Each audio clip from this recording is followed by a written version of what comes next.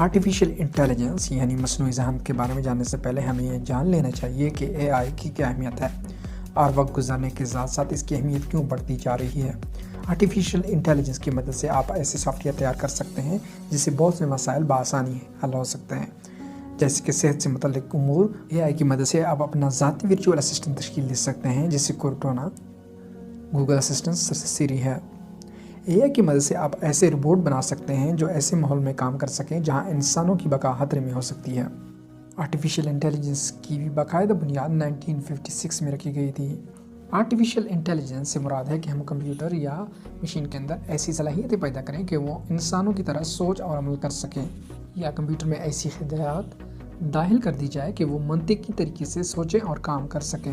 اے آئی جسے کبھی machine intelligence بھی کہا جاتا ہے، قابلیت کے لحاظ سے آرٹیفیشیل انٹیلیجنس کو 3 حصوں میں تقسیم کیا گیا ہے۔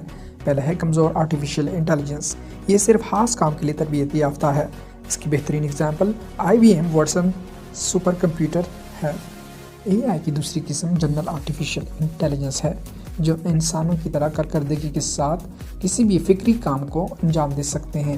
اے آئی کی تیسری قسم سپر آرٹیفیشیل انٹیلیجنس ہے، جس پر مشینیں انسانی ذہانت کو پیچھے چھوڑ سکتی ہے اور علمی خصوصیات کے حامل انسانوں سے بہتر کوئی بھی کام انجام دے سکتی ہے۔ پروفیسر اسٹیفن ہاکنگ نے مصنوعی ذہانت کے بارے میں بات کرتے ہوئے کہا تھا کہ ان کے خیال میں مکمل مصنوعی ذہانت کی ترقی انسانی نسل کا خاتمہ کر دے گی۔ ایک دفعہ انسان نے اسے بنا لیا تو اس کی ارتقاء کا عمل خود ہی آگے بڑھتا رہے گا، اور انسان اپنے سست حیاتیاتی ارتقاء کی وجہ سے اس کا مقابلہ نہیں کر سکے گا۔ وہ وقت دور نہیں جب ٹیکنالوجی کی مدد سے ایسی مصنوعی انسان آپ کو اپنے آس پاس زندہ انسانوں کی طرح ہر جگہ چلتے پھرتے بھی دکھائی دیں گے۔ اس کی بہترین مثال 2017 میں دیکھنے میں آئی، جب سعودی عرب نے پہلی بار صوفیہ نامی روبوٹ کو شہریت دی تھی۔ اس عمل نے انسانوں پر روبوٹس کی حکومت کے خطرے کو حقیقی بنا دیا تھا۔ آٹو انڈسٹری میں زیادہ تر کام آج کل روبوٹ سے لیا جا رہا ہے۔ اب تک 50 سے زیادہ ممالک ہیں جو جنگی روبوٹس پر ریسرچ کر رہے ہیں، جس میں آرٹیفیشیل سولجر اور ڈرونز ہیں۔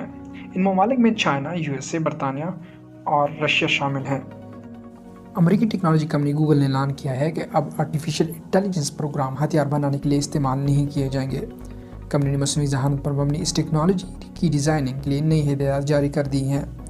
ہدایات کے مطابق شہریوں کو زخمی کرنے، نقصان پہنچانے، جاسوسی مقاصد یا بین الاقوامی قوانین اور انسانی حقوق کی خلاف ورزی کی منصوبوں کے لیے گوگل مصنوعی ذہانت کے پروگرام ڈیزائن نہیں کرے گا۔